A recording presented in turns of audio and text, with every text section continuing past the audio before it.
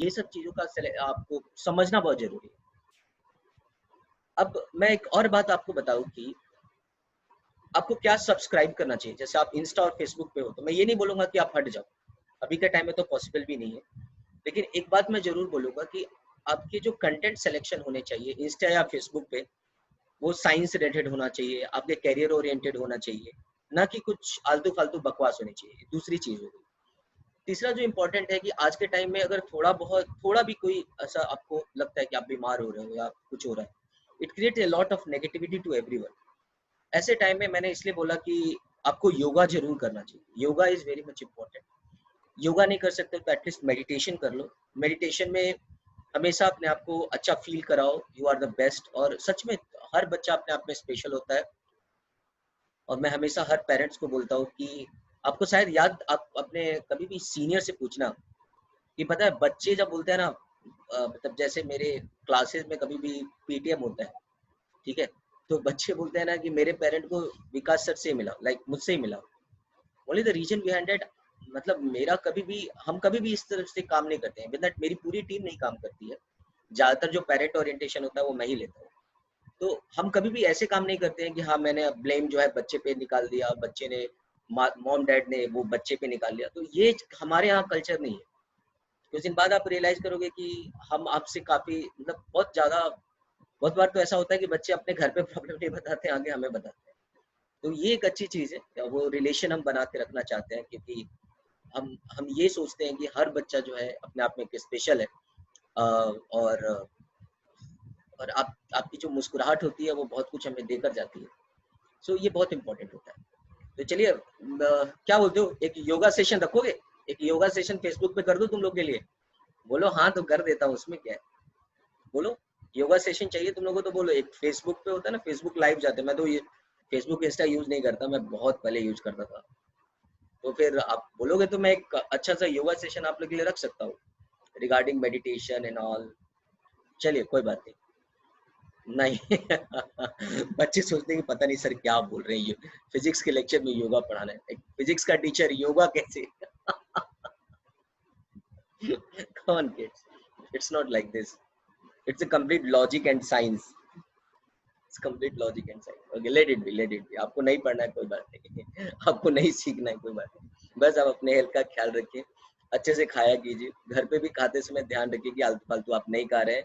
और प्लीज सबसे बड़ी चीज है, जो ऑनलाइन कंटेंट आप देख रहे हो अपने इंस्टा और फेसबुक पे, उसको जितना जल्दी हो सकता है उसके डायरेक्शन को चेंज करो, ठीक है? पढ़ाई शुरू करते हैं, शुरू करें पढ़ाई।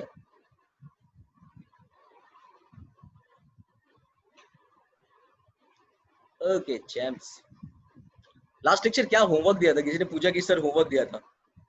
हाँ बहुत सारे बच्चे करते हैं डेली। अरे हाँ बहुत अच्छा करता है। तो चलो अब देखते हैं, होगा तो मैं एक योगा सेशन रखूंगा, क्योंकि अ, मेरे सभी फ्रेंड्स बोल रहे हैं कि भाई तू ये कि योगा सेशन रखो ऐसा। तो मैं बोला चलो अपने बच्चे से भी पूछ लेता हूँ। योगा के लिए बात नहीं करनी थी, बेसिकली बात करनी थी आपके हैप्पीनेस पे, वो बहुत इम्पोर्टेंट। चलिए आगे आते हैं।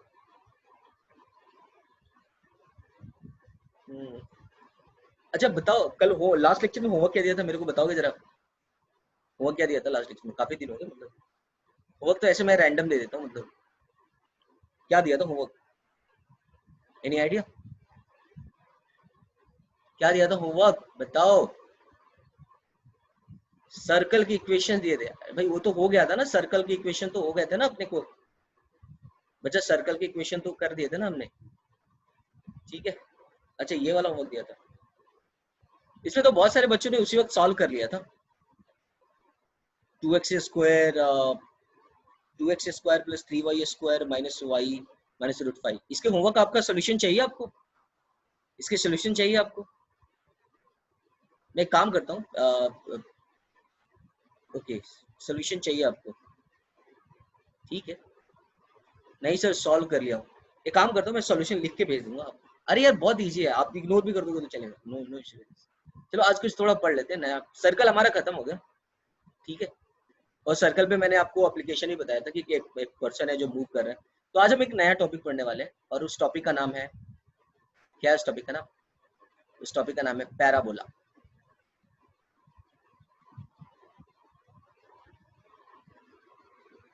चलिए बता दो, स्क्रीन विजिबल है? Yes. ओके।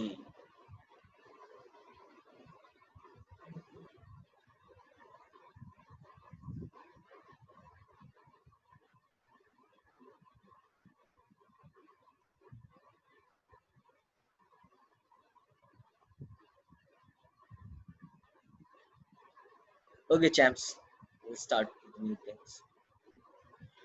So जैसे हम सबसे पहले बात करते हैं किस चीज के बारे में बात कीजिए, लाइक देखो सबसे बड़ी जो इम्पोर्टेंट चीज होती है ना, that is the trajectory. Trajectory it means that the track that are occupied by us, तो वो ट्रेजेक्टरी हो गई। एज अ नॉर्मल छोटे साटे शब्दों में बोल दिया जाए। अब इम्पोर्टेंट क्या हो जाता है यार कि कोई भी जो ट्रेजेक्टरी होती है, जो पार्टिकल के थ्रू या किसी पर्सन के थ्रू जो कवर किया जाता है, ठीक है। So every trajectory defines, or you can define every trajectory by a particular equation. आप उस पर्टिकुलर इक्वेशन से जब उस ट्रेजेक्टरी को डिफाइन करते हो तो आपके सामने क्या आता है? आपके सामने जो आता है वो आता है कि आप उसके एक्सट्रीम फैक्ट्स को या फिर आप उससे रिलेटेड टर्म्स को बिना कवर किए ही ऑन पेपर आप उसको सॉल्व कर सकते हो। ये बहुत बड़ा रीजन है कि हम उसके लिए इक्वेशन लिखते हैं। जैसे ऑब्वियसली बात है, अब आपको मार्स पे जाना है तो मार्स पे जाते समय आपको क्या था, उसकी ट्रेजेक्टरी की इक्वेशंस थी और उस ट्रेजेक्टरी की इक्वेशन से आपने क्या हुआ, अपना जो मंगलयान था आपने उसको भेज दिया। तो इट्स समथिंग लाइक दिस। सो जो ट्रेजेक्टरी की बेसिक इक्वेशन जब हम करते हैं तो सबसे पहले हमारे पास आता है स्ट्रेट लाइन। स्ट्रेट लाइन की equation y equal to mx plus c. यहाँ पे स्लोप पढ़ा, स्टिफनेस पढ़ा, पॉजिटिव स्लोप पढ़ा, नेगेटिव स्लोप पढ़ा, जीरो स्लोप पढ़ा, सो ऑन, बहुत सारी चीजें पढ़ी। फिर ग्राफ बनाना सीखा कि कितना जल्दी ग्राफ बनाते हैं। अब उसी के टर्म में थोड़ा हम आगे पढ़े तो एक्चुअली हम वो सारी चीजें पढ़ रहे हैं जो हमने 10th में पढ़ा था। बस अब वो चीजें कैसा होता है, अब हमें अपने डेली लाइफ में यूटिलाइज कैसे करना है rather than scoring the marks. फिर हमने सर्कल पढ़ा, सर्कल के बेसिक इक्वेशन आया हमारे पास कि सर्कल का डेफिनेशन था set of point that are at the equidistance from a fix point that is called as the centre. तो जब हम उसके बारे में बात किए, सेट ऑफ पॉइंट्स के बारे में बात किए, तो वहां से हमें एक नॉर्मल सी इक्वेशन आई। उस इक्वेशन का नाम था x square plus y square is equal to r square. So इसके इस तरह से हमने ये सर्कल के इक्वेशंस पढ़े। और सर्कल की इक्वेशन पढ़ने के बाद लाइक ये सर्कल की बेसिक स्ट्रक्चर्स थी, इक्वेशन ऑफ सर्कल पढ़े। आज हम जो नए तरीके के स्ट्रक्चर के बारे में पढ़ने वाले हैं, वो जो स्ट्रक्चर है वो है पैराबोला। आज हम न्यू तरह के स्ट्रक्चर पढ़ रहे हैं, उस स्ट्रक्चर का नाम है, हाँ बच्चे हितेश मिल सकता है आपको, पीछे की रिकॉर्डिंग बिल्कुल मिल जाएगी। चलिए आप लोगों को मैं एक बात बता दूं, लाइक मैं देखो आजकल के टाइम में मैं खुद एक कंप्यूटर इंजीनियर हूँ, ठीक है। Previously I was work in royal bank of Scotland, but मुझे टीचिंग में ज़्यादा अच्छा लगता है। मैं इसमें एक दो बातें बता देता हूँ आपको इसमें। मैं टीचिंग में क्यों आया, like what is the reason behind that. मतलब ऐसा था कि मतलब मेरा इंटरेक्टिव, मुझे डेस्कटॉप के सामने अकेले बैठ के काम करना अच्छा नहीं लगता था। तो लगभग 12 महीने, लगभग 1 साल काम किया मैंने बैंक में। अब काफ़ी बड़ा बैंक था, वहाँ पे मैं एनालिस्ट था। And then after I left the job and come for work, मतलब लाइक टीचिंग में आ गया। टीचिंग में क्या होता है, बच्चे होते हैं, बहुत सारे लोग होते हैं, ह्यूमन होता है, चारों तरफ से लोगों से घिरे रहते हैं, अच्छा लगता है। तो और वहाँ पे कंपनी वर्क कैसा होता है, आप फोकस्ड होते हो, एक ही कंप्यूटर पे देख रहे हैं दिन भर वही, तो इसलिए चला है। तो मैं आपको बता रहा हूँ कि मैं कंप्यूटर इंजीनियरिंग किया, कॉलेज तक बड़ा मजा आता था कंप्यूटर इंजीनियरिंग करने में, ठीक है। वो हैकिंग वैकिंग करना, फिर ये सब कोडिंग करना, फलाना ढिमकाना, लाइक व्हाटएवर, वो कॉलेज तक बहुत अच्छा लगता था, फ्रेंड्स लोगों के बीच वो अच्छा था। फिर प्लेसमेंट भी काफ़ी बड़ी लगी, ठीक है, काफ़ी बड़े बैंक में चला गया मैं। सो बट एक चीज़ बाद में रियलाइज़ किया कि नहीं, मतलब ह्यूमन जो रिलेशनशिप होता है, जो जो टर्म्स होते हैं, वो बहुत ज़्यादा मायने रखता है रेदर देन ये सब चीज़ें money oriented and all. So that's why I came to teaching. अब इसमें कैसा है कि जब मैं टीचिंग में आया उसके बाद से मैं, मुझे लगता है ये लॉकडाउन शुरू हुआ इसलिए मैं लैपटॉप ये सब लेना शुरू किया। बाकी मैं सब अपने काम स्टाफ को ही दे देता हूँ, जो भी कंप्यूटर रिलेटेड काम होता है। मैं मोबाइल भी मुश्किल से बहुत थोड़ी देर ही यूज करता हूँ। मतलब मुझे ये सब चीज़ें उतनी जमती नहीं है, जितना काम होता है उतना कर लूँ। इसलिए बहुत सारी ऐसी चीज़ें हैं जो आप तक जैसे ये अपलोड करके वीडियो को डालना या बाकी सारी चीज़ें, वो आसान सी चीज़ें, वो मेरे लिए बहुत सिंपल है। मतलब मैं आराम से कर सकता हूँ, बट जनरली मैं ये आर्टिफिशियल चीज़ों से थोड़ा दूर रखता हूँ खुद को, नेचर और लोगों के पास रहता हूँ ज़्यादा। ओके चलिए, खैर इसलिए थोड़ा लेट हो गया है, ठीक है। लेट नहीं हो गया है एक्चुअली, वो सारी रिकॉर्डिंग्स रखी हुई है, रिकॉर्ड तो मैं कर लेता हूँ, अभी भी देखेंगे आप, रिकॉर्डिंग है, रिकॉर्डिंग चल रही है हमारी। तो रिकॉर्डिंग सारे हैं हमारे पास, बट आपको मिल जाएंगे, आप उसके लिए वरी मत होइए। और आप लोग से भी एक रिक्वेस्ट है, ये कहानी सुनाने के पीछे पर्पस नहीं था कि मैं अपने पास बताऊं, मैं कहानी सुनाना इसलिए बताया आपको क्योंकि आप भी जितना जरूरत हो उसी हिसाब से सोशल मीडिया और बाकी चीजों का इस्तेमाल कीजिए, ये बहुत इंपॉर्टेंट है। ठीक है, ये बहुत ज्यादा।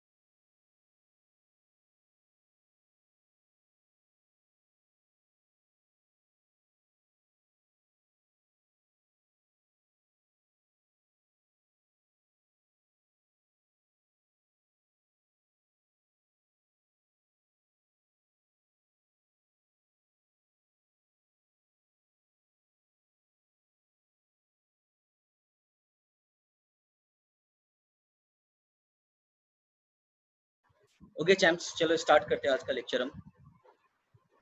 Give me 1 minute. Yes yes yes. तो चलो मैं स्टार्ट करते हैं आज का। आप ये मत सोचना कि आज सर ने बहुत लेक्चर दे दिया। तो देखो, एक और तरह के हम स्ट्रक्चर के बारे में आते हैं। सबसे पहले इस कर्व का एनालाइजेशन कैसे हुआ। जैसे आपने पहली बार ये कर्व देखा, आपने जैसे ये पहली बार कर्व देखा, वैसे ही साइंटिस्ट लोगों ने या फिर जो भी ऑब्जर्व कर रहा था फिजिकल फेनोमेनन को, उन लोगों ने भी कर्व को इसी तरीके से देखा। ठीक है। सो जो जैसे ये जो नेचुरल फेनोमेनन्स है, जैसे ये नेचुरल फेनोमेनन, जैसे आपका जो वाटर फाउंटेन है, तो वाटर फाउंटेन में जो वाटर की ट्रेजेक्टरी है, ठीक है, तो ये एक पर्टिकुलर कर्व को एक्वायर कर रही है। या जो क्रैकर्स हैं, सो स्काई में जब वो क्रैक करने के बाद जब उनके पार्टिकल्स की ट्रेजेक्टरी होती है, वो सारी ट्रेजेक्टरी जो होती है एक कर्व के रूप में दिखी। So now the question arises, या फिर आपने बास्केटबॉल का एग्जांपल ले सकते हो। तो जब ये सारे क्वेश्चंस आए, तो इनिशियली में पैराबोला का जो इन्वेंशन देखेंगे ना, तो पैराबोला का इन्वेंशन जो है वो इस ट्रेजेक्टरी के हिसाब से ही की गई। ठीक है, इसमें बहुत बड़ा मेजर रोल गैलीलियो को जाता है। गैलीलियो ने जो ग्रेविटी रिलेटेड इन्वेंशंस किए, उसमें उसने ट्रेजेक्टरी के इक्वेशंस को भी, ट्रेजेक्टरी को काफी ज्यादा इन्वॉल्व किया। ठीक है, तो इसके अकॉर्डिंग जो है हमने फिर ट्रेजेक्टरी के इक्वेशंस को लिखे और इसको डिफाइन किया। एंड जब हम ट्रेजेक्टरी के इक्वेशंस को लिखे, तो सबसे बड़ी बात होती है, जब एक ट्रेजेक्टरी होती है आपके पास, अगर वो आपका इक्वेशन लिखना होता है, तो बहुत सिंपल सा एक रूल होता है कि आप जो है उसको कोऑर्डिनेट सिस्टम पे डाल दो, like x axis and y axis, जैसे कि आपको यहाँ पे दिख रहा होगा।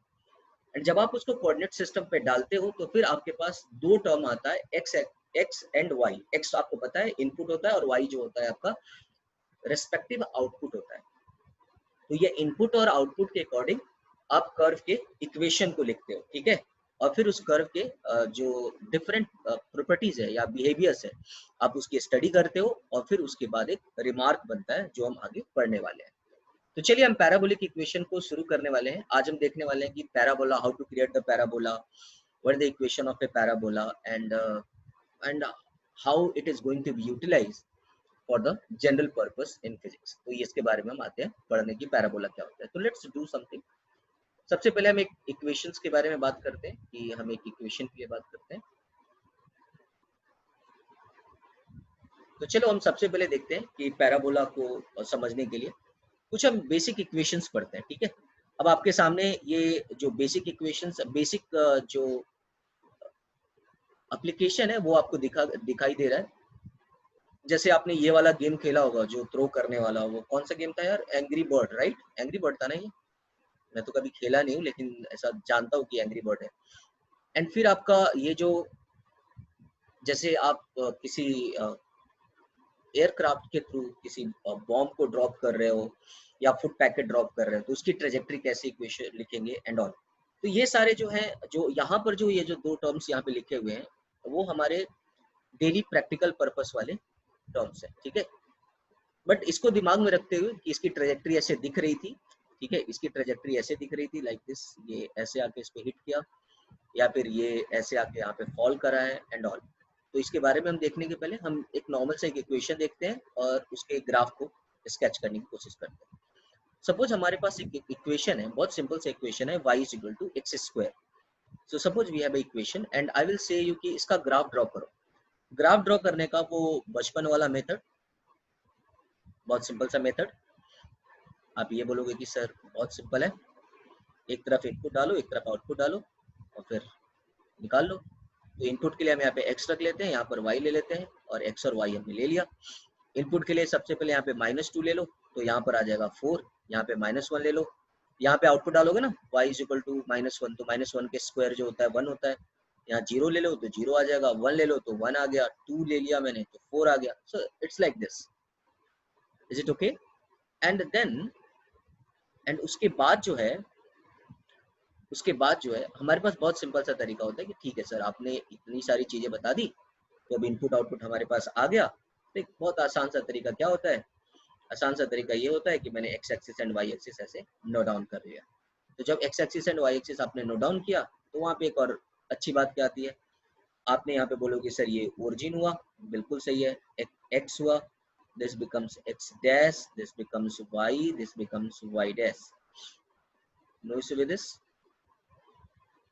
let it be 1 and this becomes 2, this is 1 2 3 4, this becomes -1 and this becomes -2, so -2 यहाँ लिख लेता हूँ। एंड नाउ अब हमें लोकेट करना है, सो इसको लोकेट करता हूँ, -2, 4, when it is -2 this becomes 4, so this is 4 basically, so this is the coordinate, this is the 4 and 1, आपको समझ में आ जाएगा। if it is -1 this is -1 here, it's -1 पे this 1, if you put 0 so that becomes 0, if you put 1 this becomes 1, so if you put 2 this is 2 basically, so you can take it as a 4. So this is the point that how you are going to locate it, and when you draw the graph becomes like this, ये graph जो है वो lump sum जो है आपका ऐसे दिखेगा, ठीक है। so this structure -x when x is complement, बच्चा आप यहाँ पे कॉम्प्लीमेंट में क्यों आ जाते हो? So when you use -x, when to use x, no you don't have to x complement and all बच्चा, it's very simple। आपका जो x एक्सिस है उधर आपका ये पॉजिटिव साइड है एंड इधर आपका माइनस है, राइट है, इसमें कॉम्प्लीमेंट कुछ भी नहीं है, ठीक है। कॉम्प्लीमेंट जैसा ये कोई है ही नहीं कुछ बात। This is 1 this is 2, if you have to draw the graph you have to define output and you have to define input, तो आपको 1 डालना है एंड -1 डालना है। This is not about complement and all, these are the complement is the different things, आपको यहाँ use नहीं करना है। Akshay Verma, hope you will get it। तो can we proceed for next chapter? तो चलो ये जो है आपको इस तरह के जो ग्राफ मिला और यही जो ट्रेजेक्ट्री है, इसी ग्राफ की जो ट्रेजेक्ट्री है वो ट्रेजेक्ट्री जो है आपका लाइक आपको पैराबोला बोला गया। So this trajectory, this graph is defined as a parabolic graph. Okay, so hope so you all will get it. तो अब हम थोड़ा सा चीजों को और आगे लेके चलते हैं और फिर हम डिफाइन करने की कोशिश करते हैं। सो आप ये लिख लिया, नोट डाउन कर लिया आप लोगों ने, इसे नोट डाउन कर लिया आपने, नोट डाउन किया आपने इसको, बहुत सारे बच्चों, yes. Can we rate -x? No, why we are writing -x? I am not getting, Aditya, Akshay Verma, I'm not getting why you are writing -x. यहाँ पे कॉम्प्लीमेंट जैसा कुछ नहीं है, यू से कॉम्प्लीमेंट x का कॉम्प्लीमेंट -x होता है, तो उसको रिलेट मत करो यहाँ पे। It's simple output and input. Output का मतलब होता है, इनपुट का मतलब हुआ आप x को एज ए इनपुट डाल रहे हो तो लेफ्ट हैंड साइड से भी रखोगे और राइट हैंड साइड में, इसमें कॉम्प्लीमेंट जैसा कुछ नहीं लेना है। चलो हम आगे चलते हैं। So we can proceed for next. और आपको एक और मैं नया ग्राफ देता हूँ जो आपको ड्रॉ करना है। आपको एक नया ग्राफ देता हूँ जो ड्रॉ करना है।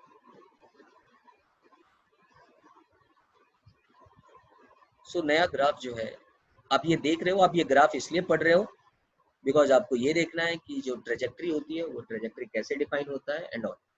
तो चलो आपके सामने एक नया क्वेश्चन देते हैं। So suppose y is equal to minus of x square, and now you have to solve it.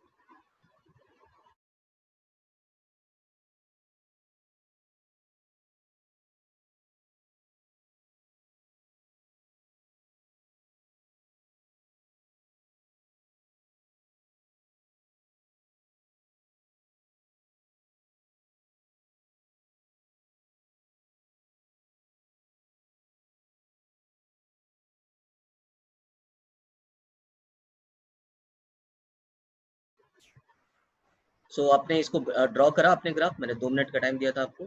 Let's draw it. नहीं नहीं, सेम नहीं बनेगा बच्चा, बिल्कुल नहीं बनेगा सेम। मुझे पता है कहाँ गलत कर रहे हो, मुझे बिल्कुल पता है कि कहाँ गलत कर रहे हो। यहाँ पे थोड़ा ना आउटपुट का थोड़ा चेंज करना पड़ेगा। Okay, now look at here. यहाँ पे सबके सब गलती करते हैं। मुझे तो ये नहीं समझ में आता है कि मुंबई में बच्चे इतना बड़ा मेजर मिस्टेक कैसे करते हैं, बट इट्स ओके। अच्छा, minus if y is equal to minus of x square, ठीक है, ये ऐसा लिखा हुआ है y is equal to minus of x square. तो if you use x is equal to minus 2, then you can say that minus of minus 2 square, so minus 2 square is 4 plus 4, so that's why it's why minus 4, इसलिए ये value हो जाएगी minus 4. Now if you put minus 1 square, so this becomes 1. आ रही बात समझ में? ओए, यहाँ पे -1 रखा है तो ये कितना हो जाएगा? -1 हो जाएगा। जीरो पे तो जीरो होगा, इसमें तो कोई डाउट नहीं है। अच्छा, 1 रखेगा तो क्या आएगा? यहाँ पर बच्चे को यार इसमें ना कंफ्यूज ना हो ना, मतलब ये बहुत इजी होता है। अगर आपने यहाँ पे 1 रखा तो क्या होगा? So it's -1 square, so it's becomes -1 itself, and this is a -4. ठीक है, तो सबसे ज्यादा जो इम्पोर्टेंट होता है, आप जो इसको देख रहे हो ना, ये वाला टर्म्स, इसको ना थोड़ा अलग तरीके से देखो। आप ये ऐसे लिखा हुआ है माइनस ऑफ एक्स स्क्वायर, सो आप पहले ब्रैकेट में जब -2 रखोगे तो -2 raised to power 2 that is +4, and बाहर फिर माइनस है, सो that's why it's becomes -4. This is a -1, this -1 square, this is inside the bracket, so the value becomes +1, and फिर outside में एक और माइनस है, that's why it's -1. When you put 1 square is +1, and again it come outside, then the minus is already with this, so this becomes -1. Mostly I found that the students are finding a lot of difficulties while solving these questions. So अब आपके पास this is the input and output table. So if you have the input and output table, now it becomes very much easy for you to draw this. So बहुत easy हो जाता है draw करना हमारे लिए. So let's draw it. So this becomes 0. This is x, x dash, y, and y dash. Okay. So when you take as it's 1, it's 2. This becomes -1. This becomes -2. This becomes 1. This becomes 2. 1, 2, 3, 4. This is -4 basically, and this is -1. And now you can say that 1, 2, this is the point.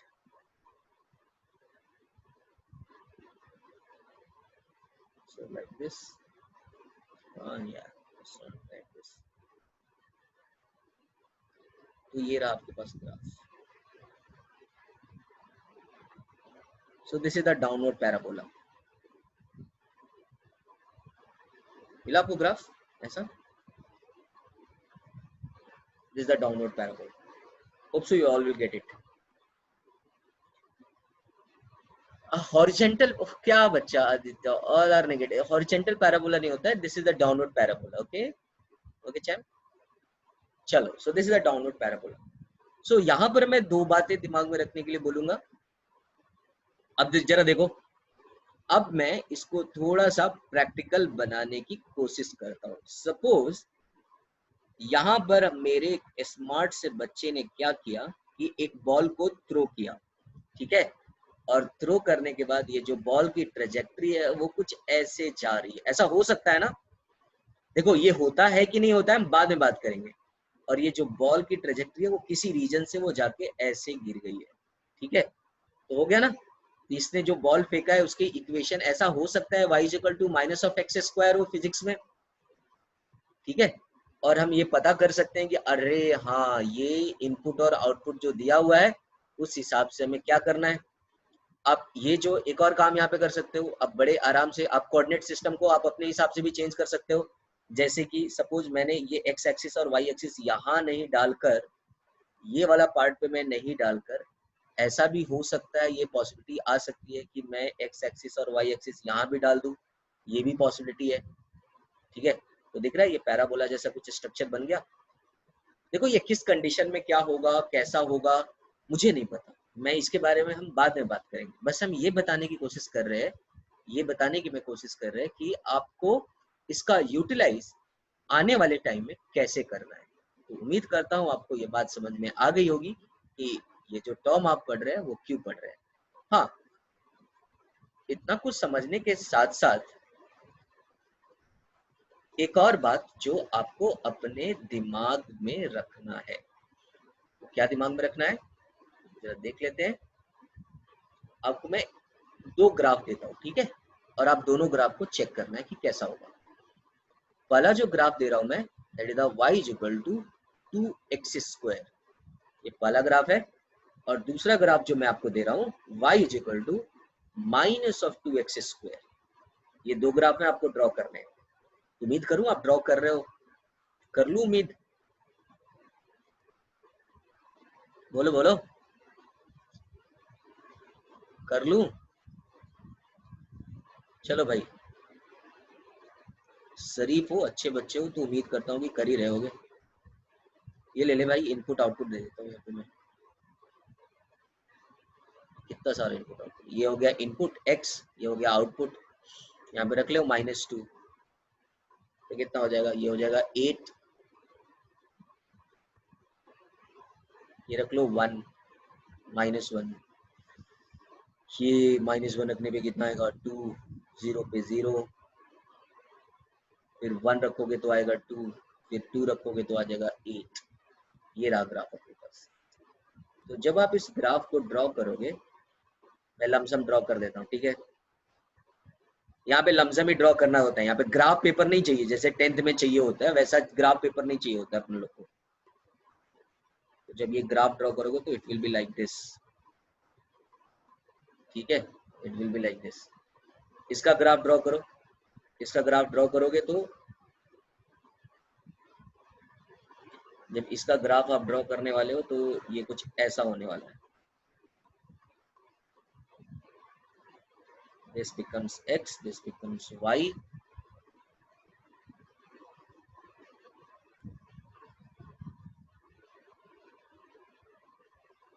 कितना सारा input output हो गया यार।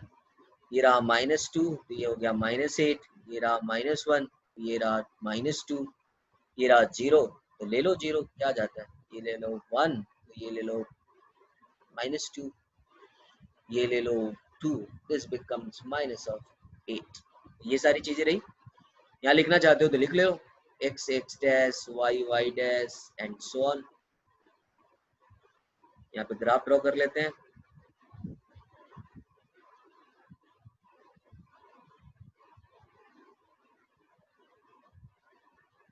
तो graph will be downward parabola. आ गया होगा आप लोग को ऐसा, बोलो हाँ या ना। So this x x dash y y dash, जरा अपने बच्चों का मैं रिप्लाई देख लेता हूँ, चेक कर लो।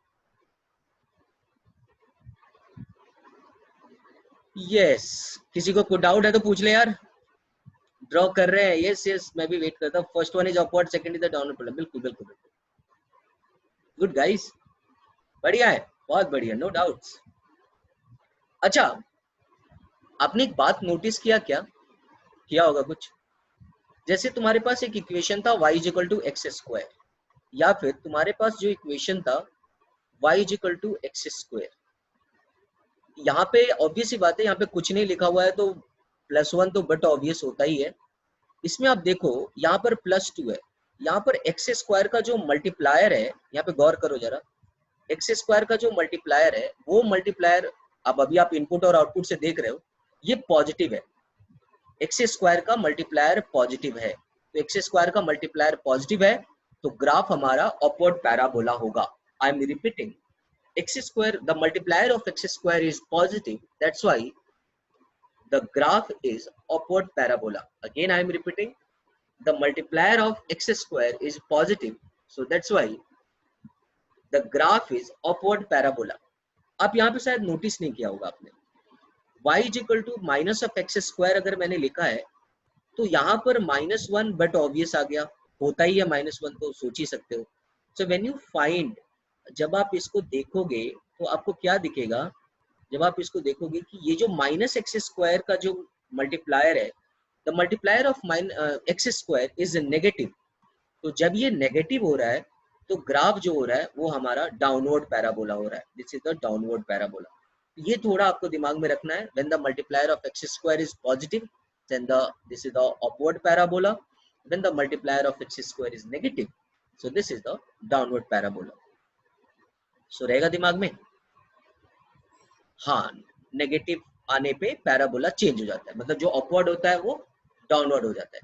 अच्छा यहाँ पे लेफ्ट राइट भी होता है, लेकिन वो मैथ में पढ़ोगे, यहाँ पे फिजिक्स में उतना जरूरत नहीं पड़ती है।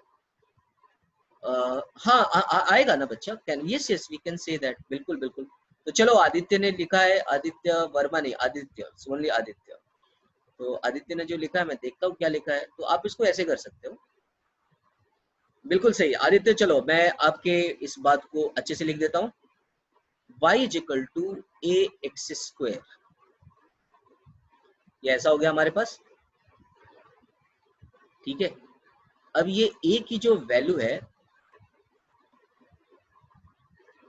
दो पॉसिबिलिटी आ सकती है, a की वैल्यू पॉजिटिव है तो ग्राफ अपना ऊपर लेके चले जाओ,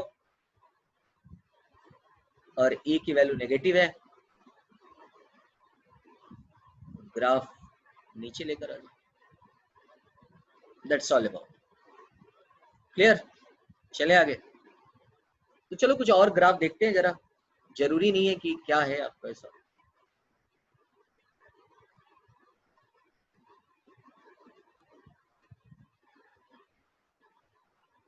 Now we'll go for next. Okay. So before going to the general equation of a parabola, we just want to go through this graph. तो I want कि आप एक और ग्राफ स्केच करो, that is the y is equal to x² plus 1. मैं यहाँ पे ज्यादा टाइम वेस्ट ना हो इसलिए मैं directly y is equal to x² plus x plus 1. This is the normal equation, and you have to draw the graph. Y is equal to x² plus x plus 1.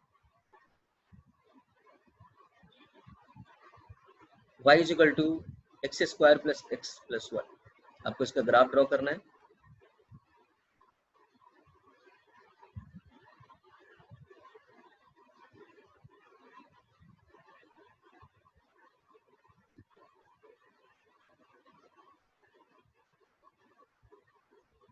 y is equal to x² plus x plus 1.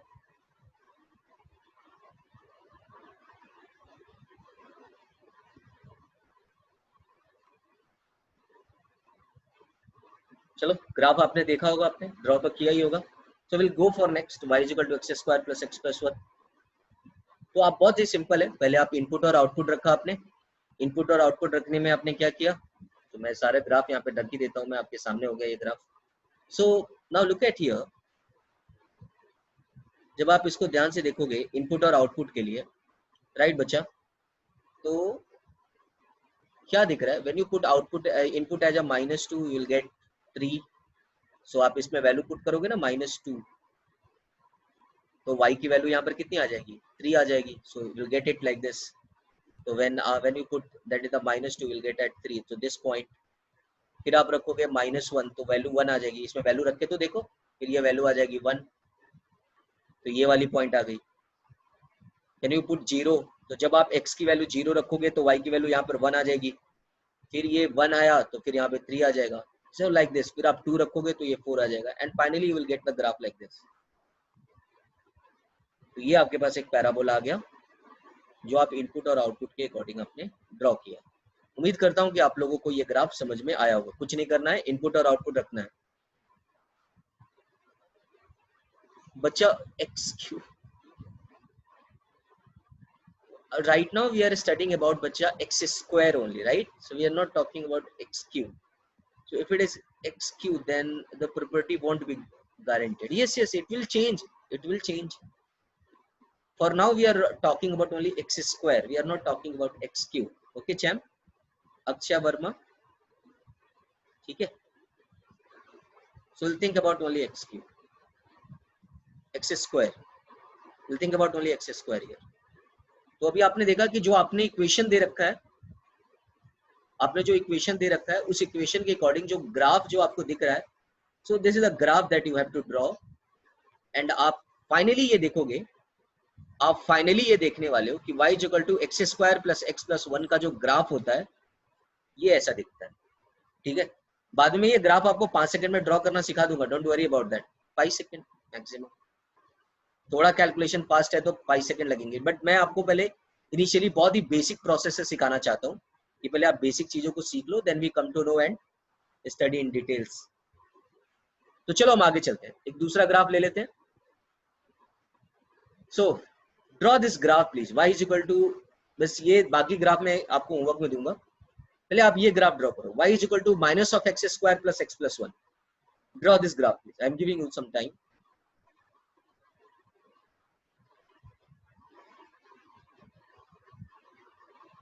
So draw this graph please.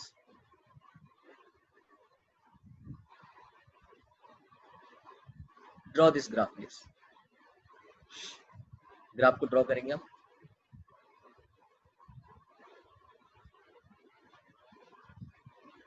तो try करो सब, एक बार तो solve करो at least.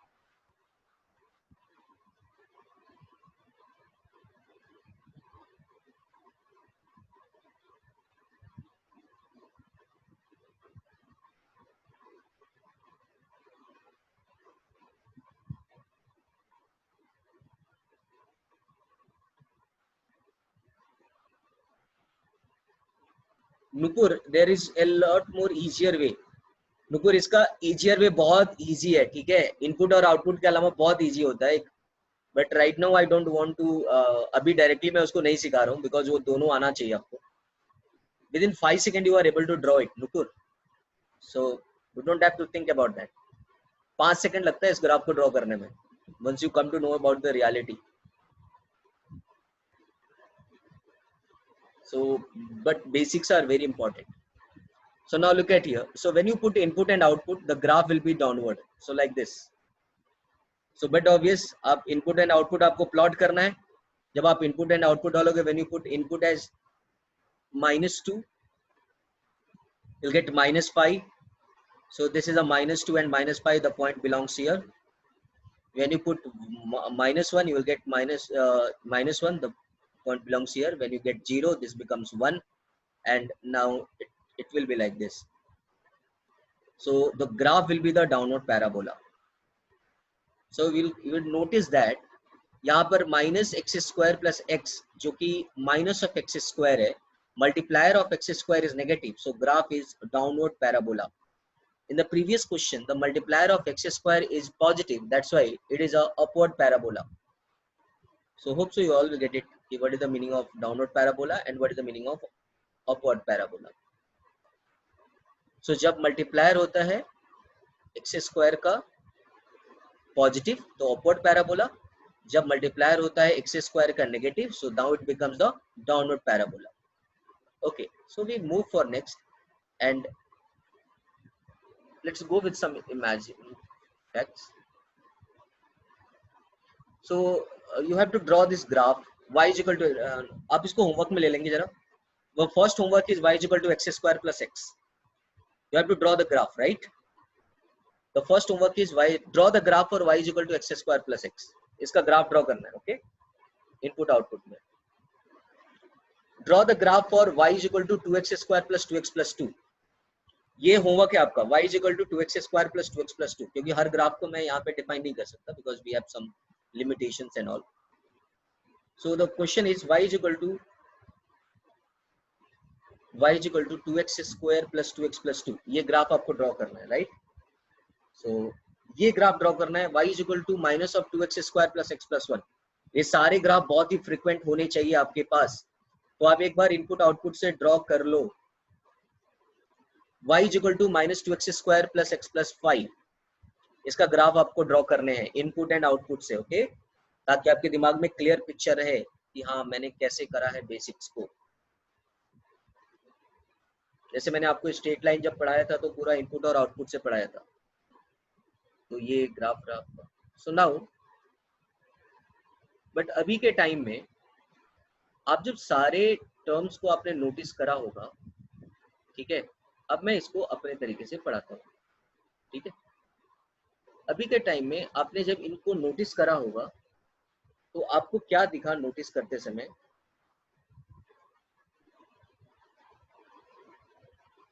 चलो अब मैं अपने हिसाब से पढ़ाता हूँ।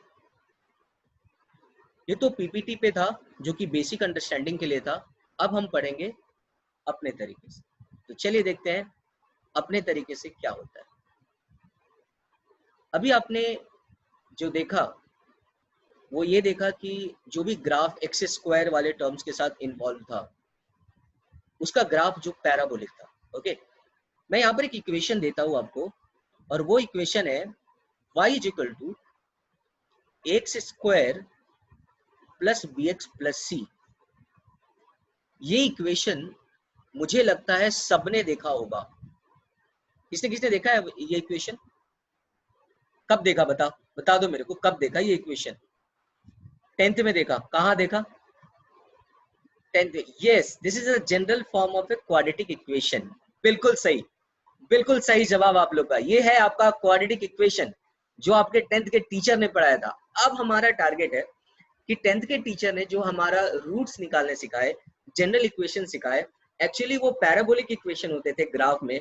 अब मैं उस इक्वेशन का, उस इंफॉर्मेशन जो आपने 10th में पढ़ा है उसका यूटिलाइजेशन पैराबोला के लिए करूंगा, और फिर वो पैराबोला को ये बताऊंगा कि ये पैराबोला हमारे डेली लाइफ में यूज कैसे होता है और कैसे उसका इस्तेमाल करना है। तो अब हम वो 10th वाली सारी टर्म्स पढ़ने वाले हैं कि हमें क्या क्या 10th के टीचर ने बताया था। ओके, बिल्कुल सही जवाब आपका। तो चलो हम स्टार्ट करते हैं चीजों को। तो सबसे पहले हम बात करते हैं यहाँ पर x square plus b x plus c is the general equation of a quadratic equation.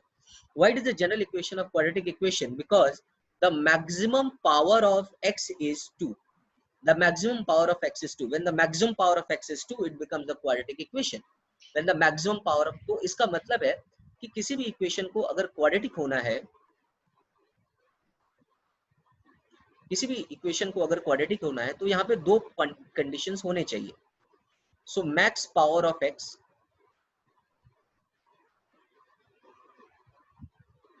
Is equal to 2, पहली चीज, एंड दूसरा x shouldn't be equal to 0।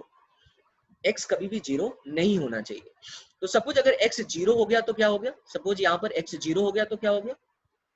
Suppose x यहाँ पे 0 हो गया तो क्या हो गया? तो चलो चेक करके देख लेते हैं कि x 0 हो गया तो क्या हो गया। Let a is equal to 0, not x, let a is equal to 0. When a is equal to 0, you'll get the equation as a is equal to 0 into x square plus bx plus c. So this becomes 0.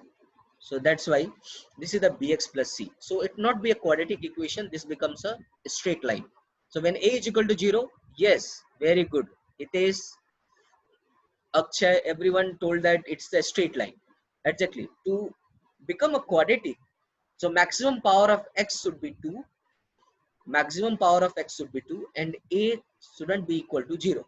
अगर a 0 होता है तो it becomes a straight line. तो शायद ये quadratic का ये term आप सीख गए होंगे या फिर समझ गए होंगे। तो हम इन चीजों को थोड़ा सा आगे लेकर जाते हैं।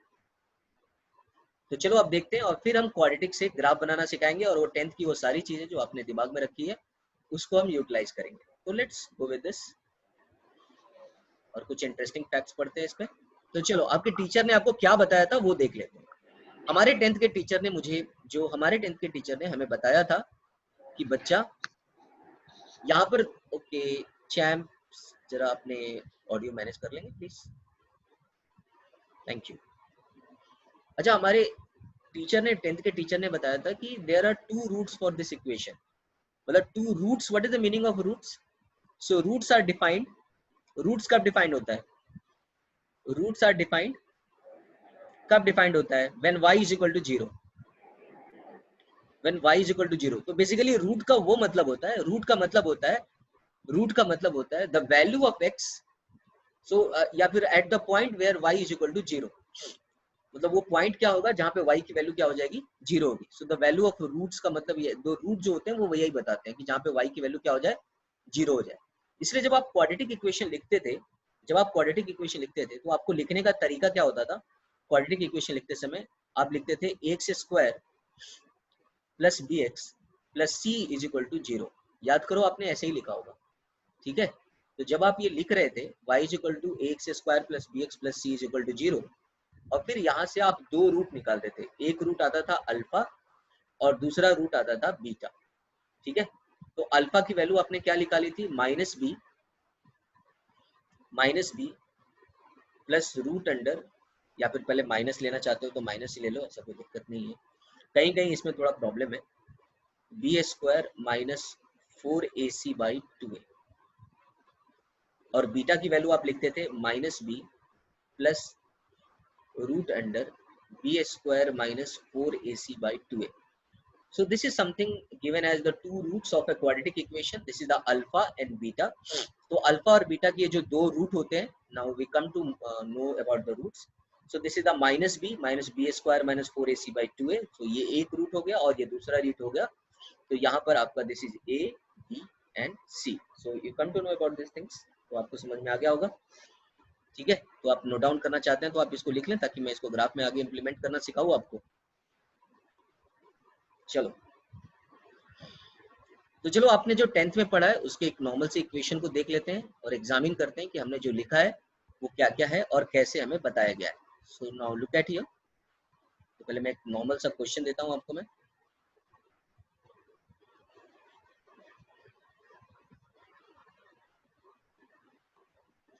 Okay, so when you have to define a normal question for, और एक नॉर्मल सा क्वेश्चन दिया जाए।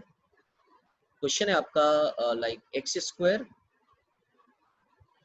Plus 3x plus 2 is equal to 0. So obviously you will say this is a quadratic equation because the quadratic equation, this is the y, यहाँ पे maximum power 2 है, sorry यहाँ पे the maximum power of x is 2, so and a is not equal to 0. So this is a quadratic equation. So इसके दो roots कौन कौन से होंगे? Any one of you, what are the roots? What are the root? Very good, क्या बात है, बहुत बढ़िया यार, बहुत बढ़िया, बहुत फास्ट निकालते हो आप, great guys. There are two roots, so you'll find the root as, उम्मीद करता हूँ 10th की चीजें भी भूले नहीं होंगे। So there are two roots. The first root is x is equal to minus of 1 and x is equal to minus 2. So let it be, this is the beta and alpha. तो ये alpha beta हो गया आपके पास। Okay, तो ये जो है हमने 10th में जो पढ़ा था वो है, ठीक है? ये हम वो चीजें के बारे में बात कर रहे हैं जो हमने 10th में पढ़ी थी और अभी जो हमने पढ़ा, राइट? अब मैं आपको बोलता हूँ कि ये जो ग्राफ है, अब मैं आपको जो बोल रहा हूँ वो सुनेगा ध्यान से। अब मैंने बोला कि ये है ना आपके पास इक्वेशन, कौन सा इक्वेशन है? ये इक्वेशन है ना आपके पास y is equal to x square. अब मैं इस इक्वेशन को ऐसे लिखा, y is equal to x square plus 3x plus 2, ठीक है? आप है ना इसका ग्राफ बनाओ, ठीक है? मैंने बोला कि आप इसका ना ग्राफ बनाओ। तो बहुत सिंपल से आप क्या करोगे कि सर ग्राफ बनाने हैं इसे, ये बहुत सिंपल है। ग्राफ बनाते समय एक काम करो, यहाँ पे इनपुट ले लो या आउटपुट ले लो। तो चलो इनपुट और आउटपुट लेके चेक करते हैं कि क्या आता है graph. So this becomes x, this becomes y। तीन ही पॉइंट लेता हूँ मैं, ज्यादा नहीं लूंगा, या 4 ले लेता हूँ। चलो -2 रख के देखते हैं क्या होता है। इस इक्वेशन में जब आप -2 रखोगे, -2 -1 0 और 1, इतने ही पॉइंट से हम ग्राफ बनाते हैं। And now will check it out कि ये ग्राफ कैसा बनता है और क्या है इस ग्राफ में। तो व्हेन यू पुट -2 इस इक्वेशन में, -2 स्क्वायर, जब इसमें -2 रखोगे तो कितनी आएगी वैल्यू, जरा बताओ इसका। ओए, इसमें -2 वैल्यू रखोगे तो कितना आएगा? चेक करके देख लो ना अगर तुमको दिक्कत है तो। -2 square plus 3 into -2 plus 2, so this becomes 0। आप चेक करके देख लो, ये 0 होने वाला है, ठीक है, तो किसी को दिक्कत है तो so this becomes 0, look at here, so this becomes also 0। यहाँ पे वैल्यू पुट करके देखो -1, ये भी 0 आएगा। ये जब 0 पुट करोगे ना इस वाले इक्वेशन में, जब 0 पुट करोगे तो वैल्यू बिकम्स 2, और जब 1 पुट करोगे तो द वैल्यू बिकम्स 6। आप पुट करके तो देखो यार, आप कंप्यूट करके देखो इसकी वैल्यूज। जब आप इसका ग्राफ ड्रॉ करोगे तो ग्राफ कुछ ऐसे ड्रॉ होगा।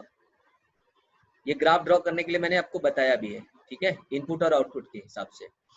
So this x x dash y y dash. अब हम देखते हैं कि हमें करना क्या क्या है।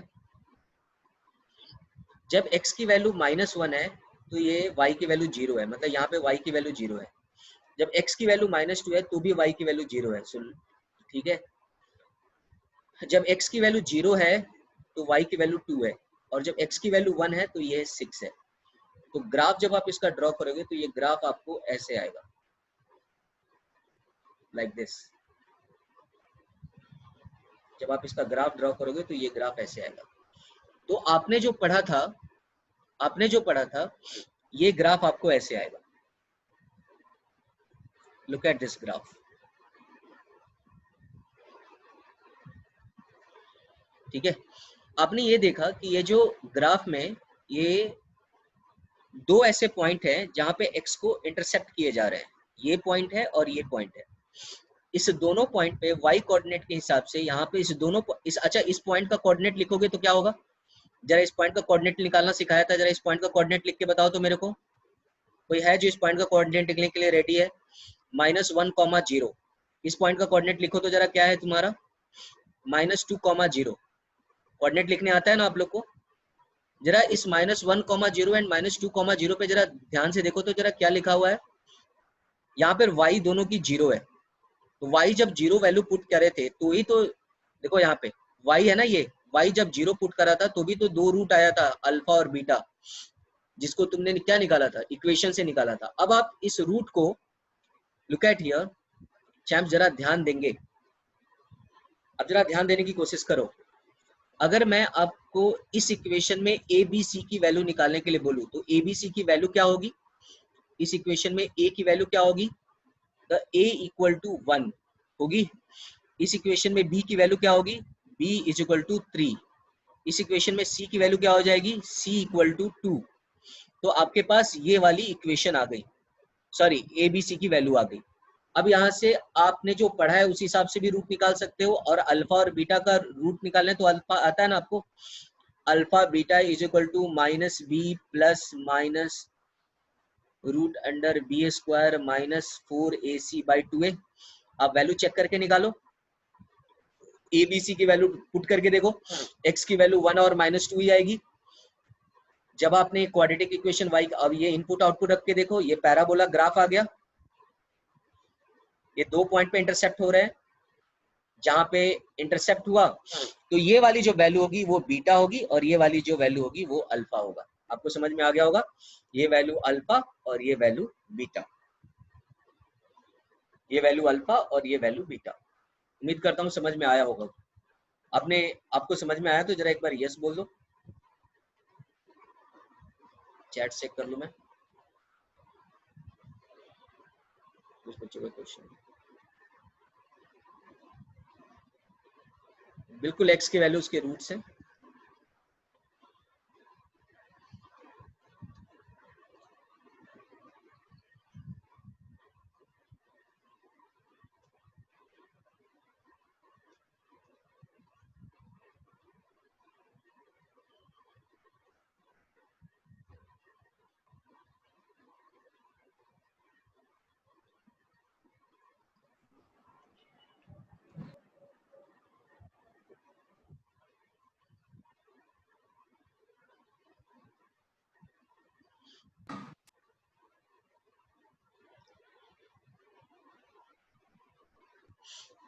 अल्फा बीटा इंटरचेंजेबल नहीं होता है, आप अल्फा बीटा इंटरचेंजेबल नहीं होता है।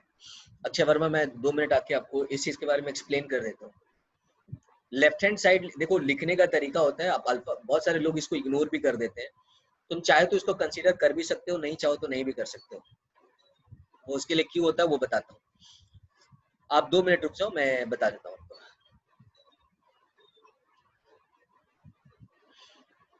देखो हमने पैराबोलिक जो कर्व देखा, वो कर्व का जो, देखो यहाँ पर आप राइट लेफ्ट हैंड साइड में अपने देखो, ये ट्रेजेक्टरी दिख रही है आपको पैराबोला जैसा, एक प्लेन जो है वो ड्रॉप करा, ये ट्रेजेक्टरी हमें दिखा। या आप एंग्री बर्ड खेलते हो तो आप ऐसे फेंकते हो, ये ट्रेजेक्टरी हमें दिख रहा है। ये ट्रेजेक्टरी हमारे कॉमन सेंस में नोट हुई। फिर हम इनपुट और इसको समझने के लिए हमने एक्स एक्सिस और वाई एक्सिस का सहारा लिया, और फिर हम इनपुट और आउटपुट के अकॉर्डिंग एक इक्वेशन लिखे, जो इक्वेशन आया y equal to x square plus b x plus c. आपके 10th के टीचर ने बोला कि ये जो होता है क्वाड्रेटिक इक्वेशन होता है, और क्वाड्रेटिक इक्वेशन में 2 रूट्स होते हैं अल्फा एंड बीटा, जो एबीसी के अकॉर्डिंग फाइंड करने के लिए सिखाया गया। मैंने उसमें ऐड ऑन किया कि ये जो रूट दिया हुआ है, एबीसी जो दी गई है, अपवर्ड पैराबोला, 2 मिनट बच्चा, बहुत अपवर्ड पैराबोला बहुत, आप ट्रेजेक्टरी जो है अपवर्ड पैराबोला नॉर्मल लाइफ में किधर दिखेगा, बहुत सारी चीजें में अपवर्ड पैराबोला दिखता है। 2 मिनट रुको यार, 1 मिनट बच्चा। ये आपने एक बाउल ले लो, बाउल देखा, एक बाउल पैराबोला देखो, ऐसे ले लो बाउल, एक बाउल पैराबोला जैसे बना दो ऐसा। देखो बच्चा, ये देखो, वो तो डाउनवर्ड पैराबोला हो जाएगा। देखो बच्चा, बच्चा झलक, आप ऐसे एक बाउल ले लो, ऐसा पैराबोलिक बाउल ले सकते हो तुम, एक पैराबोलिक बाउल देख सकता है, ऐसा ले सकता है ना एक पैराबोलिक बाउल, और यहाँ पे ऐसे बॉल को फॉल करा दो, देखो ऐसे मूव करेगा वो, ठीक है। नहीं नहीं बाउंसिंग, नहीं नहीं bouncing, no no no no, bouncing off a ball पैरा, वो डाउनवर्ड पैराबोला ही होगा बच्चा नुपुर, वो डाउनवर्ड पैराबोला ही होगा Nupur. Bouncing off a ball is not a upward parabola, it's always downward parabola, ठीक है। अरे आप उसके बारे में उतना फिक्र मत करो ना, क्या यूज करना है वो मैं बताऊंगा ना, उससे तो बहुत इन डिटेल्स पढ़ना है यार, मैं तो सिर्फ सिखा रहा हूँ कि हाँ ऐसा रिलेट होता है। ये तो पूरा एक टॉपिक है, मतलब भयानक वाला टॉपिक है, जिस टॉपिक का नाम है प्रोजेक्टाइल मोशन, अभी आने वाला है यार। हाँ, रोलर कोस्टर ट्रैक, बिल्कुल सही बोला, रोलर कोस्टर ट्रैक पैराबोला में बोल सकते, बिल्कुल बोल सकते हो, ठीक है। तो आप उसके लिए बिल्कुल आप फिक्र मत कीजिए। तो आपके 10th के टीचर ने ये वाली जिम्मेदारी जो है, आपकी 10th के टीचर ने ली थी, ये वाली जो जिम्मेदारी है ना, ये वाली 10th की टीचर ने आपको ये जिम्मेदारी ली थी। फिर अब बात आई, तो मैंने बताया अच्छा ठीक है, इनपुट आउटपुट रख के देखोगे तो ये ग्राफ कुछ ऐसा बनेगा, ठीक है। और ग्राफ हम इसलिए पढ़ रहे हैं क्योंकि हमने इसको रियल लाइफ में ऐसा देखा है, ये चीजें इस तरह से बिलोंग करती है। तो उम्मीद करता हूँ कि ये सारी चीजें आपको समझ में आ गई होगी कि आपने 10th में जो पढ़ा क्यों पढ़ा, और अभी जो पढ़ने वाले हो क्यों पढ़ने वाले हो। Is it clear now? ठीक है, तो चलिए हम थोड़ा और आगे चलते हैं, और फिर हम देखते हैं एक बढ़िया से अप्रोच के बारे में कि 10th के टीचर ने सर्कल, बच्चा हितेश सर्कल पैराबोला नहीं होता है, ठीक है। सर्कल एक स्टैंडर्ड इक्वेशन होता है, उसके कुछ पर्टिकुलर इक्वेशन, कुछ पर्टिकुलर कंडीशन डिफाइन करने के बाद वो पैराबोलिक बन जाता है। इसके बारे में आप इन डिटेल्स जो पढ़ोगे, वो पढ़ोगे आप कोऑर्डिनेट ज्योमेट्री इन मैथमेटिक्स, ठीक है।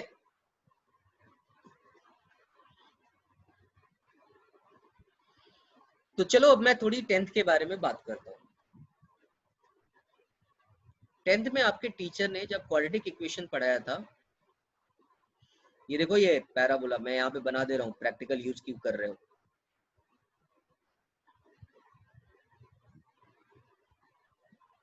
इसलिए 2 डायग्राम हमेशा दिमाग में रखा हूँ, तुम्हारे सामने रखा हूँ, क्या देखो ये इसी से रिलेट करना है, ऐसे ही पढ़ना है, इस तरह की ट्रेजेक्टरी को पढ़ना है, अपवर्ड रहे या डाउनवर्ड रहे।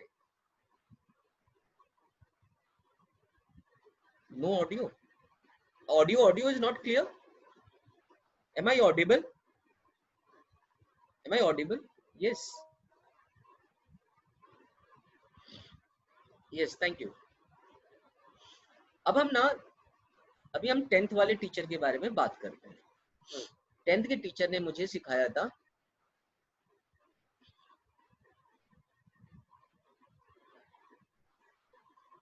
This is a general equation of a parabola, sorry general equation of a quadratic equation. अच्छा यहाँ पर आपको याद है डी के बारे में बताया गया था। What is D? D is equal to, ये डी क्या होता है जरा बताएंगे कोई? What is D?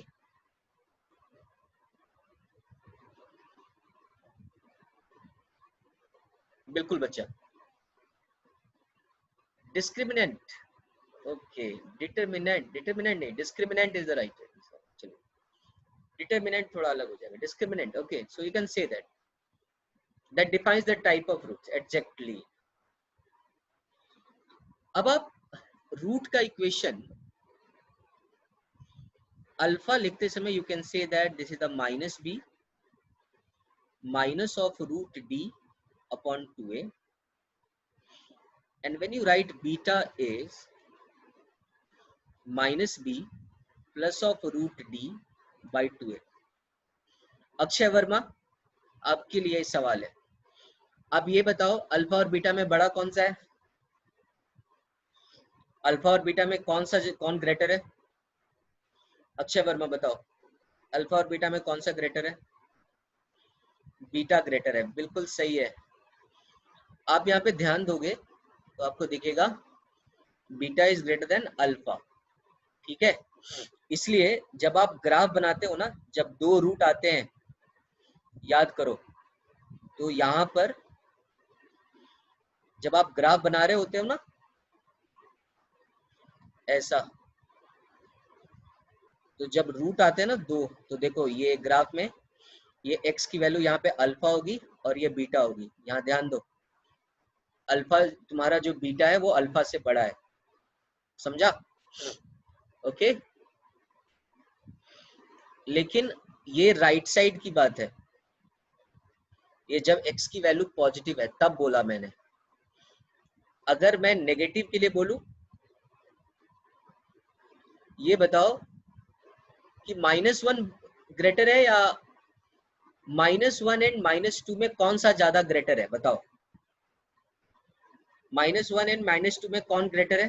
बिल्कुल सही बताया आपने, -1 इज ग्रेटर, राइट। तो यहाँ पे जो ग्रेटर होता है वो बीटा होता है ना, तो beta is greater than alpha. तो when you plot beta at this point और अल्फा एट दिस पॉइंट, वैसे अक्षय मैं तुम्हारी इस बात को बहुत तारीफ करूंगा कि तुम बहुत ही माइन्यूटली ऑब्जर्व करते हो, तो बहुत अच्छी बात है। इसलिए जब आप राइट साइड में लिखते हो तो अल्फा इधर लिखते हो, बीटा इधर लिखते हो। जब लेफ्ट साइड में लिखते हो तो पहले अल्फा लिखोगे फिर बाद में बीटा लिखोगे। Is it clear Akshay? अच्छा, इज इट क्लियर अक्षय? हम आपको क्लियर हुआ? ए यार बहुत सिंपल है मेरे भाई, बीटा हमेशा अल्फा से बड़ा होगा, तुम्हारे 10th के टीचर ने भी बताया, क्योंकि इसमें प्लस लिखते हो, बीटा में जो है प्लस लिखते हो तो वो बड़ा होगा। और जब बीटा बड़ा होगा तो यार ये बहुत सिंपल है, मतलब मैं ये नहीं बता रहा हूँ, मैं ये चीज सोचो। अब सुनो, जिसको नहीं समझ में आया ना, इतना मगजमारी नहीं पालने का, बहुत सिंपल है। मगजमारी मैंने मुंबई में ही सीखा था फर्स्ट टाइम, ठीक है। ये मुंबई का लैंग्वेज है, मगजमारी, कंटाला आ रहा है, ये सब आई डोंट नो। तुम लोग को भी मगजमारी आता है क्या?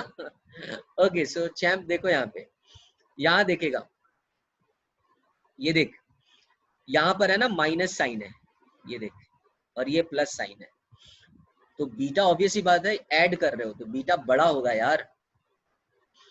बीटा जो होगा वो बड़ा होगा, किससे? अल्फा से। ये तुम निकाल के भी तो देख लेना कभी, खुद भी तो निकाल के देख ले वैल्यू, इतना तो खुद सोचा कर यार। तो एक्स एक्सिस पे तू अल्फा बीटा डालेगा,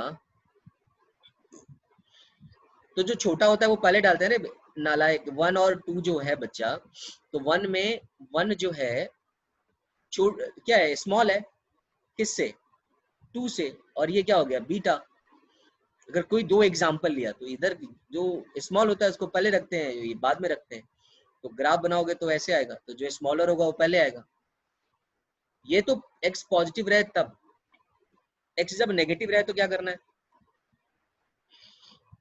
ये देख, ये -1 और -2 में ज्यादा बड़ा कौन सा है, कौन सा ग्रेटर है? which is greater, -1 or -2? you'll say that -1 is greater, तो जो greater है that's beta and this is alpha. when you plot the graph becomes like this. So it's so simple.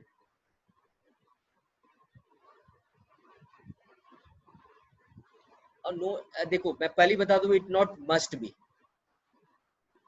no, alpha is all, पहले तो मैं बता दूं, it's okay मैं इसलिए मैं बता रहा हूँ, पहले तो मैं बता दूं कि it not must be, in some of the book they have explained like this, in some of the book they have explained alpha beta like this. So I was not going to explain about where to write alpha and where to write beta, but Akshay Verma just raised the question, sir, it is interchangeable or not, because some after some points you will find that gamma, delta and some other roots. So what we will find at this time, but in some of the books they have explained like this. तो इसलिए मैंने इसको explain कर दिया कि कुछ book में ऐसा लिखा होता है, you don't have to confuse, it not must be, कुछ बुक्स में लिखे होते हैं तो आप उसको फॉलो कर सकते हो. Is it okay? ठीक है ना, मतलब ये मस्ट भी नहीं होता है. मैं तो देखो यहाँ पे रूट अल्फा बीटा के बदले मैं गामा डेल्टा भी कर सकता हूँ, अल्फा बीटा के बदले मैं गामा डेल्टा भी तो कर सकता हूँ. तो ये मस्ट भी वाली बात नहीं है, इसमें आप कर सकते हो ऐसा. सो उम्मीद करता हूँ कि आप लोग को ये चीज समझ में आ गया होगा. तो मैं थोड़ा सा अब आगे आता है. तो आपने अल्फा बीटा और दो रूट आपने देखे. So y is equal to ax square plus bx plus c. अब यहाँ पर एक दो टर्म्स दी गई थी. फर्स्ट जो टर्म था, when d is greater than 0, when d is greater than 0 क्या था याद है? then alpha is not equal to beta, real roots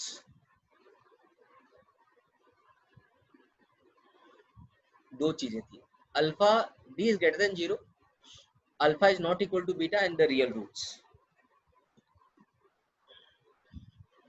तो जब आप ये ग्राफ ड्रॉ करते हो, अपवर्ड ड्रॉ करो या डाउनवर्ड ड्रॉ करो, तो जब अल्फा और बीटा, मैं दोनों में एक एक एग्जांपल लेके दिखा देता हूँ. अपवर्ड ग्राफ अगर आपने ऐसा लिया है तो ये दो रूट आएगा, एक रूट यहाँ पे अल्फा होगा और एक रूट यहाँ पे बीटा होगा. ठीक है बच्चा? तो यहां पर देखेंगे, look at here, you will find alpha is not equal to beta and they are intersecting at two different point on x. So that's why the x having the two different values alpha and beta and the roots are real. Is it okay? आप इसको downward parabola में भी देख सकते हो. कोई downward parabola अगर आपने बनाया है, so suppose the parabola is like this, so this is alpha and beta. ये दोनों पैराबोला में पॉसिबल है.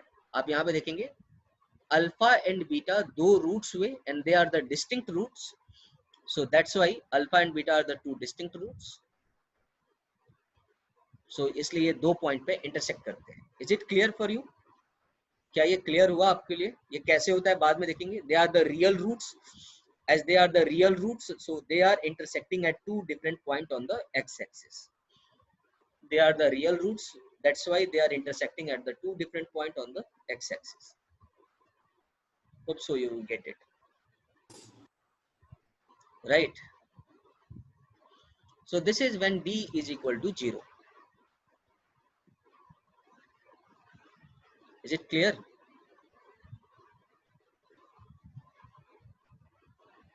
अरे बच्चा आ रहा हूँ, अक्षय वर्मा मैं आ रहा हूँ, इमेजिनरी रूट्स में आ रहा हूँ, don't worry. Alpha and beta is not equal to beta, roots are, मैंने वहां पे लिखा हुआ है रियल रूट्स. देखो ये पढ़ो, यहाँ पे लिखा हुआ है real roots. Alpha is not equal to beta when roots are real. Imaginary में मैं आ रहा हूँ Akshay Verma. So they are the real roots, so that's why they are intersecting at the two different points on the x-axis. Now अब हम जो है एक और टर्म पे आते हैं.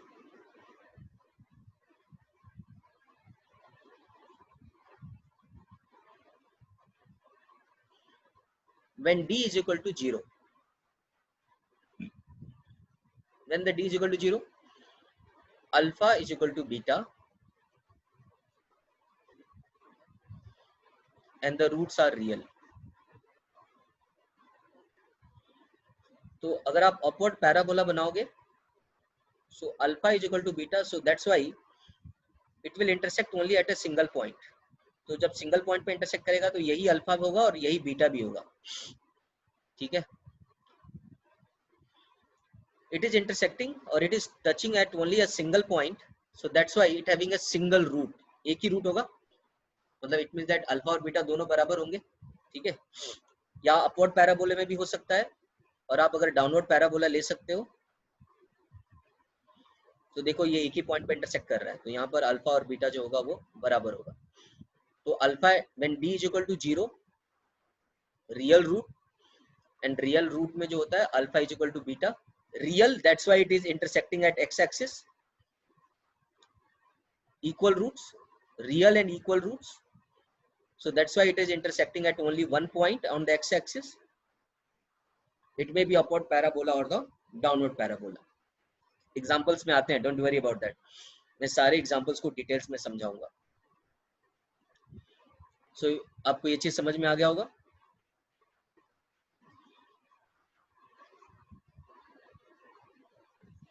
So now we come to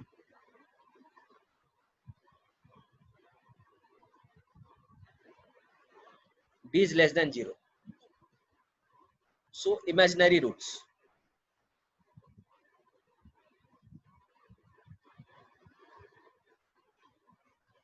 Obvious सी बात है, alpha is not equal to beta, बिल्कुल सही बोला आपने. And the imaginary roots. So when imaginary root, it means that, what is the meaning of imaginary root? X don't have any value such that y is equal to 0. Imaginary roots का मतलब हुआ कि x don't have any value where y is equal to 0. इसका real meaning हुआ x की कोई ऐसी value नहीं है जहां पे y 0 हो जाए. That's why it will not intersect. It will not intersect at x axis. अब ध्यान देंगे, जब दो रूट थे तो दो पॉइंट पे इंटरसेक्ट किया था. जब सिंगल रूट था तो एक ही पॉइंट पे इंटरसेक्ट किया था, और जब कोई रूट नहीं होगा तो किसी पॉइंट पे इंटरसेक्ट नहीं करेगा, चाहे वो x की किसी पॉइंट पे इंटरसेक्ट नहीं करेगा. तो आप देखेंगे यहाँ पे x पे इंटरसेक्ट नहीं कर रहा है. सो इमेजिनरी रूट्स होने का मतलब होता है it is not intersecting on the x axis. So that's why the roots are imaginary. What is the meaning of imaginary roots? Imaginary roots का मतलब ये हुआ कि x don't have any value such that x don't have any value such that x don't have any value such that y is equal to 0. जैसे अब आप ये सोच रहे होगे,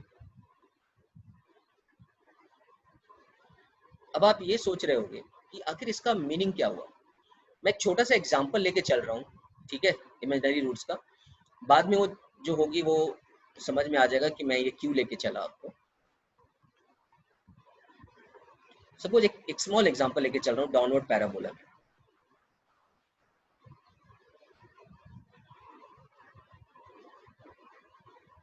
ये देखेंगे आप जरा. सपोज एक मैंने डाउनवर्ड पैराबोला बनाया.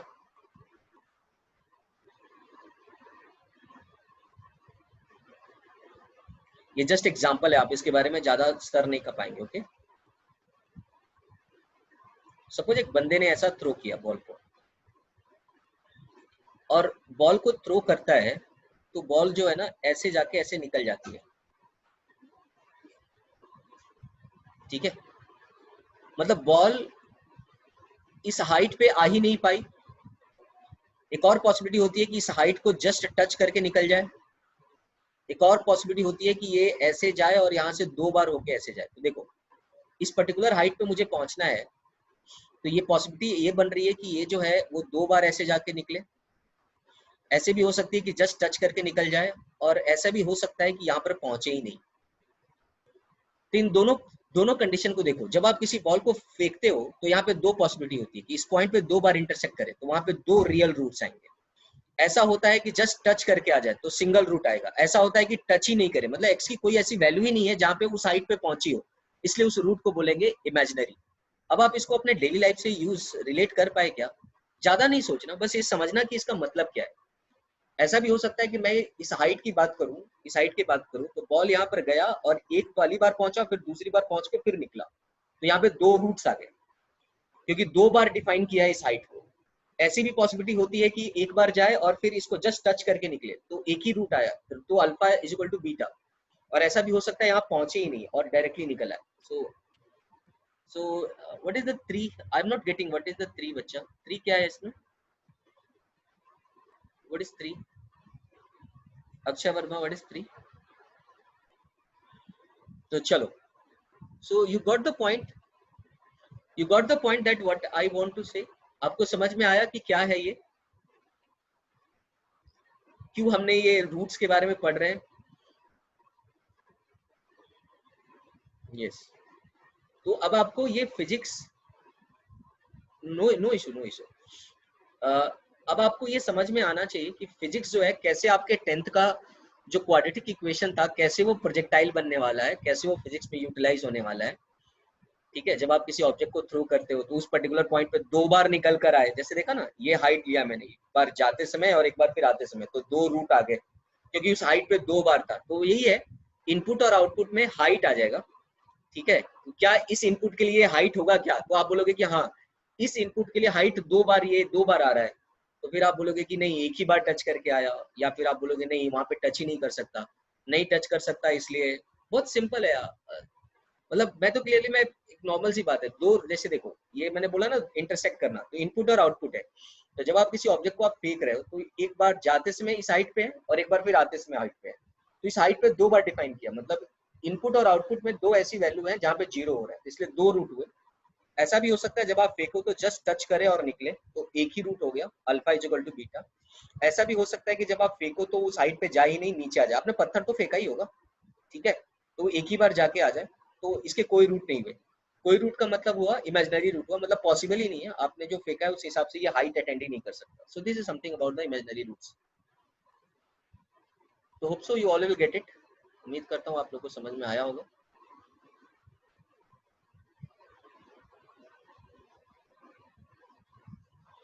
बोलो, समझ में आया आप लोग को ये सारी चीजें आज की लेक्चर? अब हाँ हम सर। नेक्स्ट लेक्चर में बहुत ही इन डिटेल्स पढ़ेंगे रूट्स के बारे में, और मैं आपको बताऊंगा कि कैसे 5 सेकंड में ग्राफ को स्केच करते हैं, कैसे जब मैं क्वेश्चन दूंगा तो उस हिसाब से आपको ग्राफ को सोचना है और तुरंत अपने दिमाग में रीड करना है कि अच्छा ये ऐसे होता है, इसलिए ये पढ़ा था, एंड इट्स लाइक दिस। सो उम्मीद करता हूँ कि 10th की ये सारी चीजें जो आपने पढ़ी थी अब समझ में आ रहा होगा कि यूटिलाइज इसको कैसे करना है। आ रहा है समझ में कैसे क्यू क्वाड्रेटिक इक्वेशन 10th में स्कोर करने के लिए नहीं पढ़ाया गया था, इसलिए पढ़ाया गया था कि आप इसको साइंस के लिए पढ़ सके। मैं बताया नुपुर, वो डिपेंड करता है कि हमने कैसे। अब आप उसके बारे में ज्यादा मत सोचिए नुपुर, आप उसके बारे में ना ज्यादा ना सोचो। मैंने बोला ना बहुत डिटेल से पढ़ना होता है, बस मैं ये बता रहा हूँ कि ये चीजें कैसे रिलेट होती है ट्रेजेक्टरी में। ठीक है, मैं एक दो क्वेश्चन जो इजी है जो आपके लेवल पे, वो मैं खुद ही दे दूंगा, आप कर लो वो चीजें, बस ये। अब पढ़ाने का पर्पस ये नहीं है कि ये पढ़ो और जाके स्कोर करके आओ, ऐसा नहीं है। ठीक है, अब आपको जो पढ़ना है वो काफी डिटेल्स पढ़ना है और ये समझना है कि पढ़ क्यों रहे, so that is the main purpose of this. अच्छा, आप जब क्वाड्रेटिक पढ़ रहे थे तो आपको पता था कि ये जो है वो पैराबोला होता है, ये क्वाड्रेटिक ये हाइट में यूज होगा या फिर बॉम्ब फेंकने में यूज होगा या फुट पैकेट फेंकने में यूज होगा? ऐसा पढ़ा था? नहीं पढ़ा ना आपने, आपको तो सिर्फ यही था कि हाँ 10th है तो 10th में स्कोर करना है क्योंकि इसका जो वेटेज है 10-15 मार्क्स होते होंगे, है ना? ऐसा ही है। ओके, सो हितेश आपको समझ में आया? आपको सर असाइनमेंट नहीं मिल जाएगा, आपको असाइनमेंट भेज दिया जाएगा। अक्षय अक्षय वर्मा आपको समझ में आया? अक्षय वर्मा आपको समझ में आया आपको? यस। तो आप सब इंजॉय कर रहे हो लेक्चर, ऐसे ही इंजॉय करते रहो और हमेशा खुश रहो। ठीक है, thank you so much, bye, take care. Bye सब।